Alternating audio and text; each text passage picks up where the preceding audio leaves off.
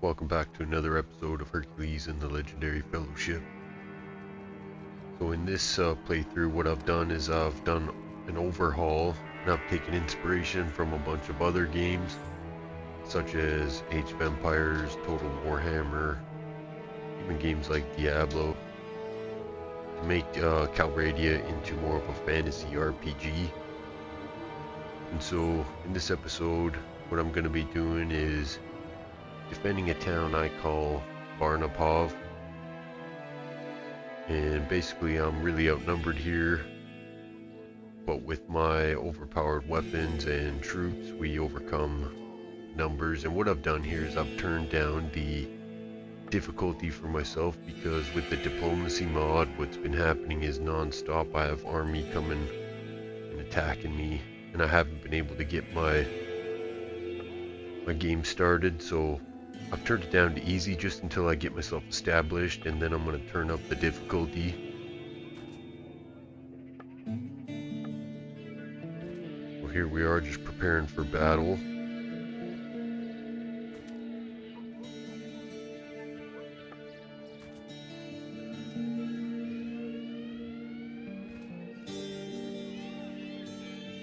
Gotta remember where my inventory is.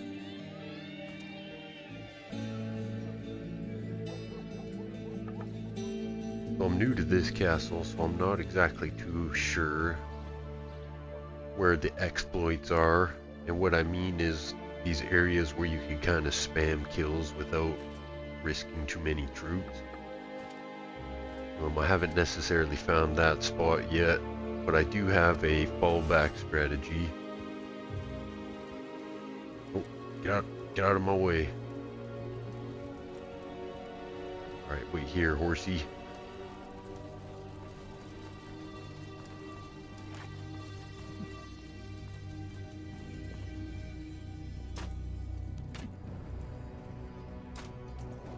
We're going to use the lightning to symbolize my javelin. So I got these thunder javelins. Sometimes I turn it on, sometimes I turn it off. It's usually just a ballista javelin. I use the super javelin mod, and you could actually combine it with the bombard mod, which is cannons. And what it does is, because the cannon overrides something with the ballista, basically it does the same thing to all the super items. But as you can see, there's tons of troops down there. We got muskets, mostly musketmen, but there's a lot of mages too.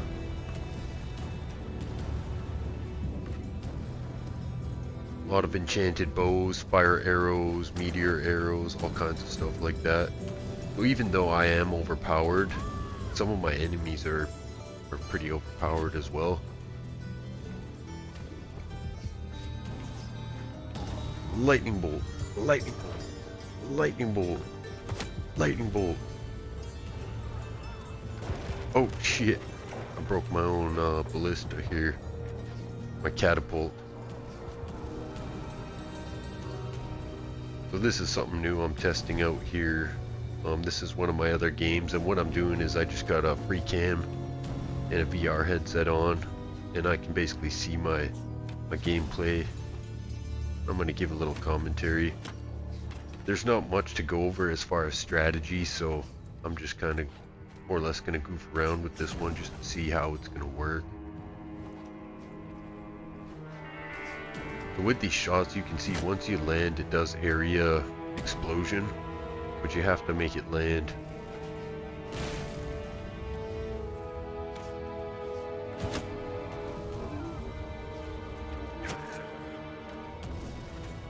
Actually, I went down a few times trying to do this siege because some of the guns do different damage, and I don't know if it depends on where it hits, but I got killed in just a couple shots on the wall here. Those sieges are pretty dangerous, and open field battle is a lot different.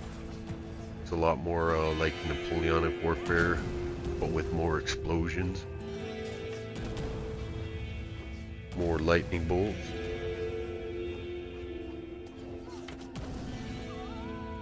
Oops, dropped my club.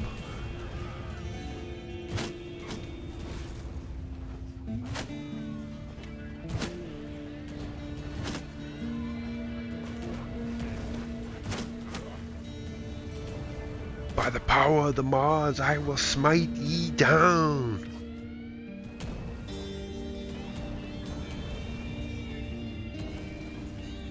But what I want to do is just get in a few shots before we start to retreat. Try to take down some of their sieging items here.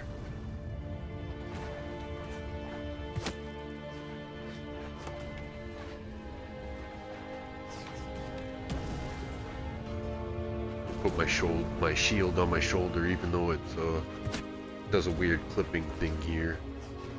These dang modded items.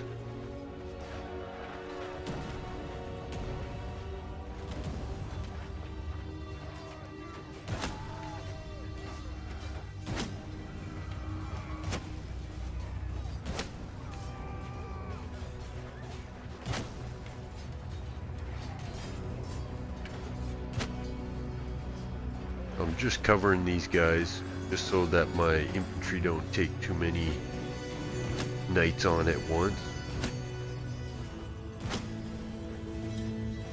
So basically my idea to overhaul this was to kind of make it like Diablo, where my character was a little more overpowered, had some kind of mystical abilities. You know, I got things like fire weapons and the thunder javelin, which make things a little funner for me, because I can get in on the battle more and feel more like a legendary hero, legendary video game character. I know Bannerlord's supposed to be a simulator, but I got Bannerlord on console if I want to play some vanilla or some native Bannerlord.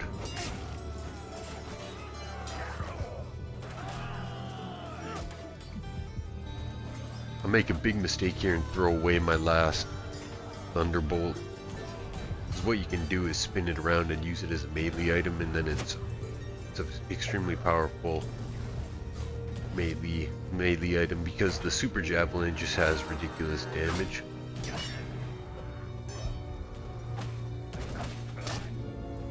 Oh shit, it's clobbering time.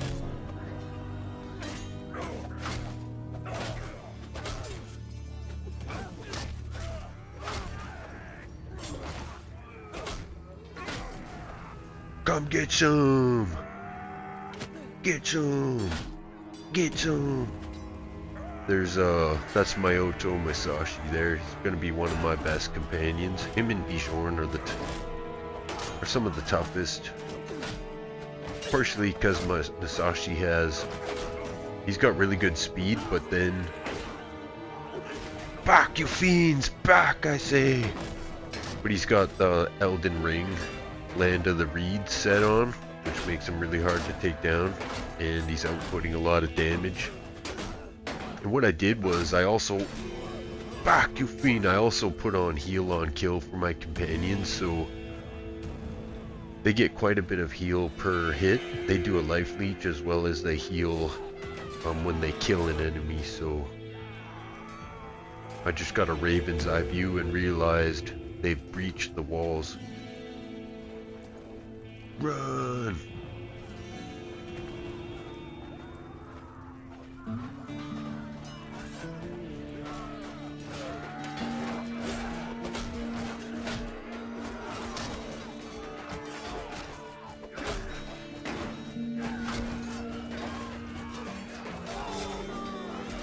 Follow me, you fools!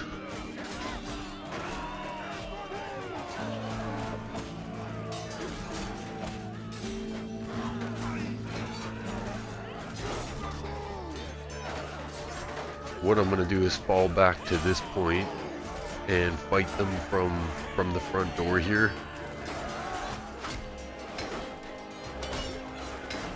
What I find they do on this level here is they all go to the front door once it's open, instead of climbing the walls and attacking from a few different areas. So from here it's just a slobber knocker. And the mods I got going here with Hercules are knock them down, crush through, shield breaker, and better skills. And I'm sure there's probably more to it. The Bannerlord. I turned on heal on kill this time, but what it is for me is I got no life leech,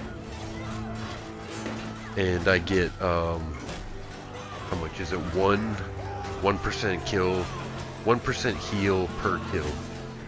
And I also got Bannerlord too, which gives me a % chance to ignite my enemies.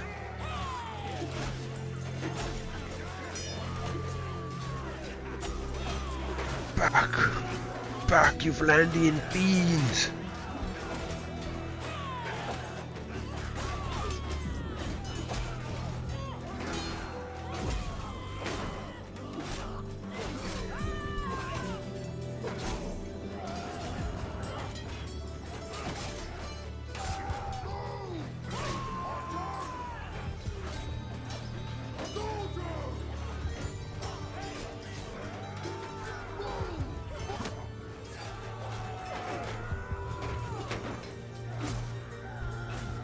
You know, I think I might have actually turned on heal on kill for the soldiers as well.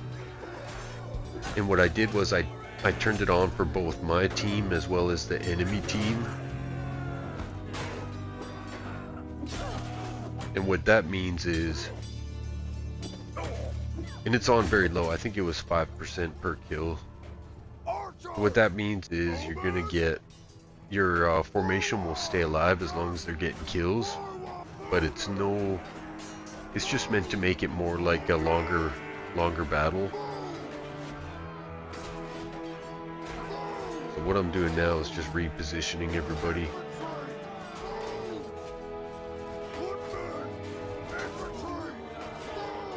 And because I got heal on kill, what I'd like to do is reposition who's in the front taking the most damage, and the guys who are picking up the scraps are going to be able to get a little more healing in, where the guys on the front are going to start going down.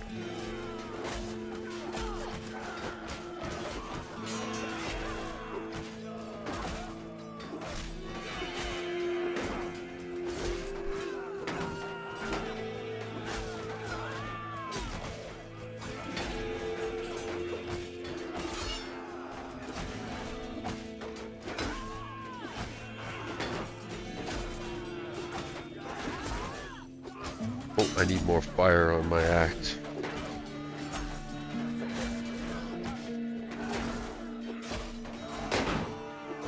Die, you bastard!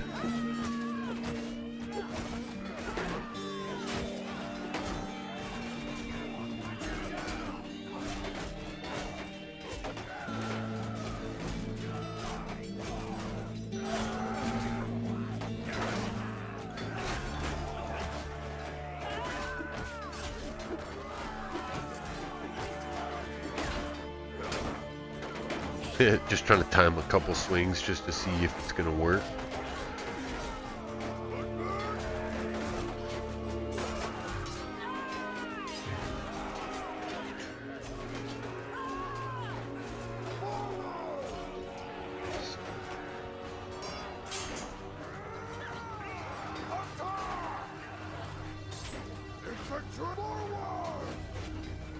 Attack!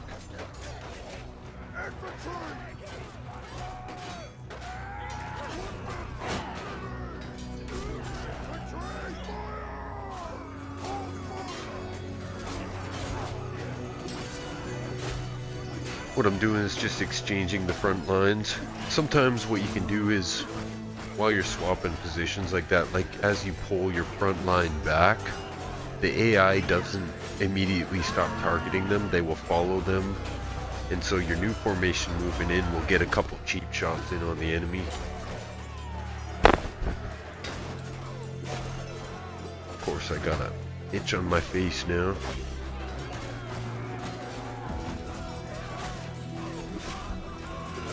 But more or less just seeing how this is going to work. I might use it every time, but it's kind of a little bit of a pain, so we'll see how this works out. Like, I might use it just so I can kind of explain sometimes what's going on with the open battle formations and talk about the mods. Kind of like what I'm trying to accomplish here. And basically I just made this for fun. I wanted a little bit more mythical fantasy, and I kind of like the history mixed in there as well. And so what I did was I created this kind of fantasy world, but with historical characters partaking in it, so kind of like Narnia or Lord of the Rings with the Fellowship, except the Fellowship is a group of historical characters, and Merlin the Wizard is basically like our Gandalf, and we have Hercules, King Arthur, Joan of Arc, and William Wallace, and different characters like that.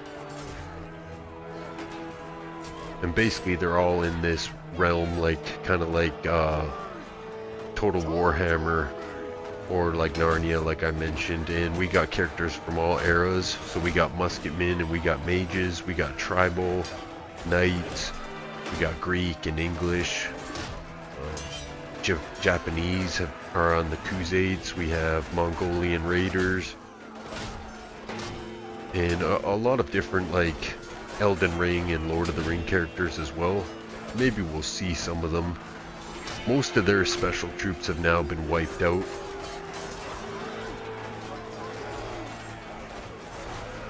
One sec, I gotta itch my face here. Ah, my beard is scratchy. Let's see, oh, it's hammer time.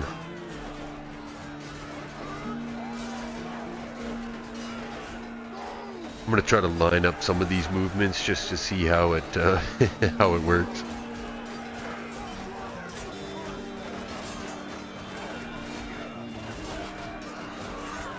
Charge! So I'm just getting these guys to charge from the T position as I pull back some of my other troops. And by T position, I just mean they're attacking on the shoulder. If the straight line, we're looking straight. The T position would be going across like this from shoulder to shoulder, so it's kind of like a T-bone attack.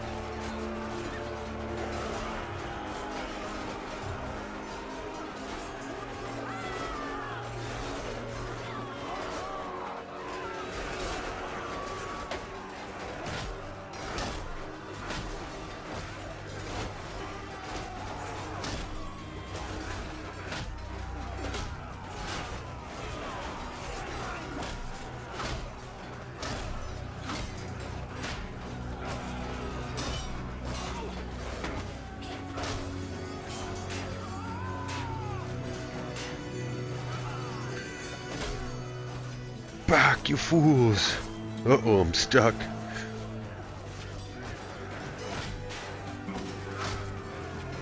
Back, you fiends!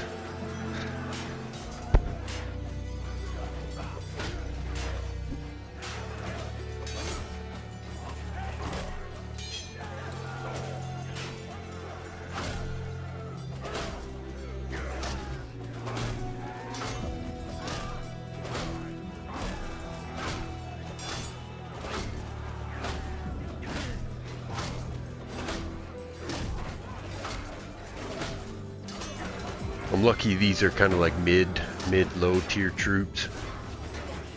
I thought for sure I was a goner, but then I remembered, oh yeah, I can call in my troops.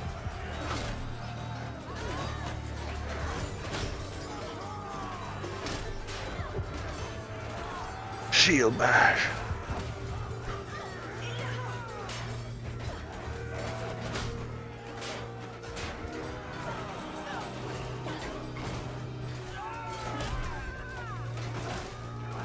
So what I've done with the troops is it's kind of like Age of Empires, where the troops level up through the ages. So you'll kind of start in the more, some troop trees start more primitive and they'll end up, you know, their tier 5 crossbowman is now a musketman. So it kind of levels up through the ages, and so for the Valandians, their highest tier troops are going to be musketmen as well as knights. And a lot of the teams have mages, and some of them got Nazgul type beings, superhuman, or you know, whatever you want to call them. mythical ghouls.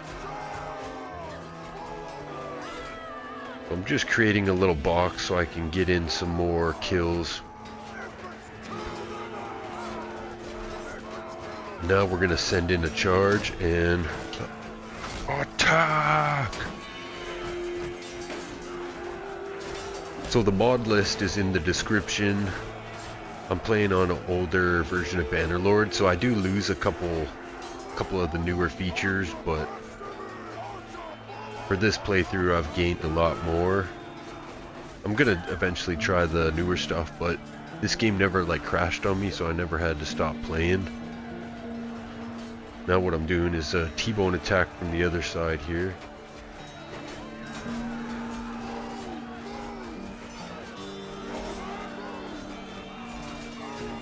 So using this little channel here, kind of like 300, where we're just funneling them through this narrow point where their numbers don't matter as much.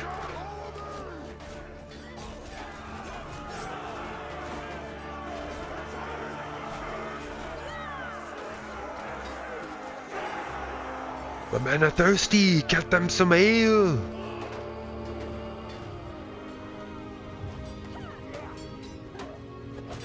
Gonna club out a few of them on the way out.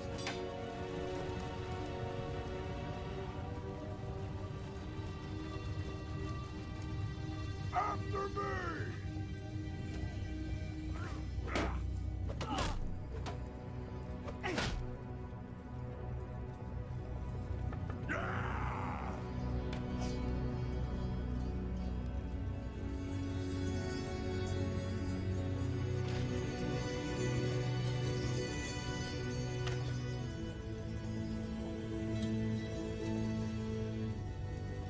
Kinda hard to stay in position here.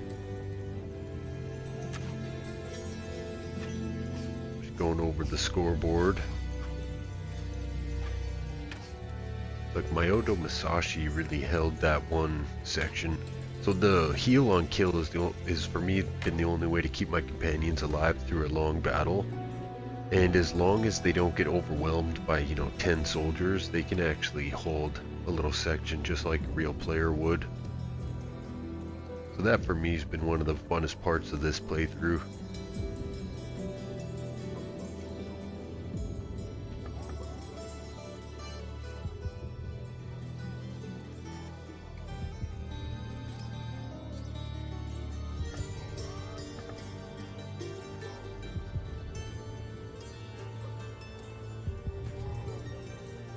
Oh, pretty much just going to be doing the same thing this round.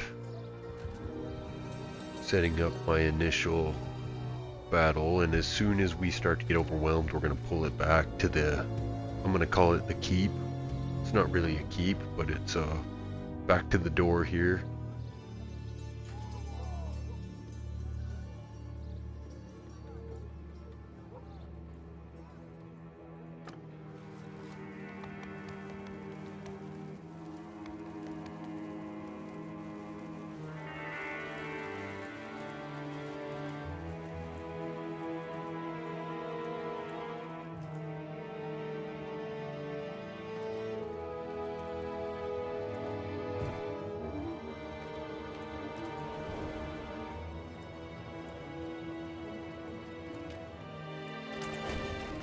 The starts of these sieges are pretty intense compared to regular ones, with all the explosions, fire arrows, muskets, blunderbusses, all that stuff.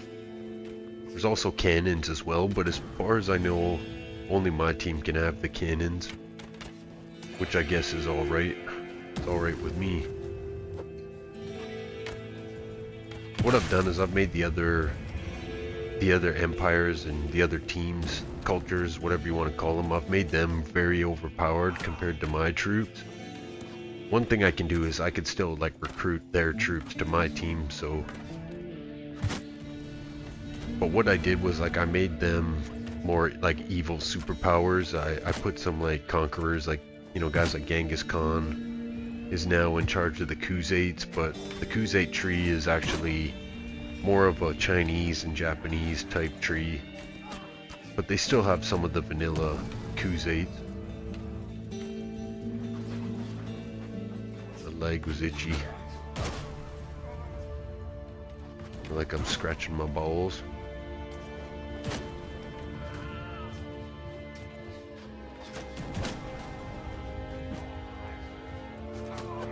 What I'm gonna do is hold down this one section here.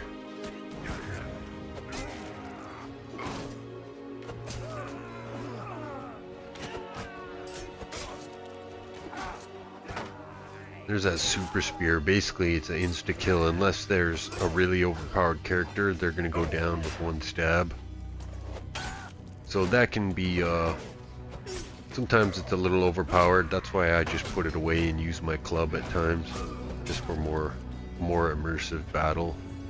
It's more like my what do you call it, my get out of jail card. Like I'll just use it to even the odds in some of these battles, because what I've done is basically it's just my team against the rest of the map, and then we got diplomacy on, and I've basically been under constant attack by larger armies, which is why I've kind of turned it on easy by now and given myself a few special weapons.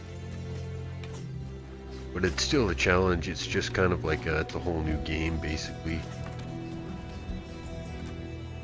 It's gonna bring up a lot more techniques and different battlefield strategies down the road. Like what I'm gonna do once I finally get enough troops built up, I'm gonna fill up my keep with specific troops, you know, samurai, Spartan, specific pike troops and musketeers, so that I can actually go and grab a whole legion of specific troops. Like if I want to have like a specific army, let's say I want some samurai horse archers and samurai cavalry mixed with a Spartan shield wall, and then I don't know, let me think here, and then maybe throw in some we got the Spartan shield wall. Oh, and then we could add like some pike and shot formations, different musket and pike formations. So I've got pike soldiers, and I've actually figured out that if you equip them with just the pike, they'll actually get into the position and they'll hold their pike in place like this when the horse is charged. But if they have a shield or another item, they won't get into position, and there's no command, at least not in my version. Maybe that's something they fixed by now. But with that being said, we'll be able to make some really cool pike and shot formations mixed in with some of these other things, Spartan shield walls, Viking shield walls, and all that stuff.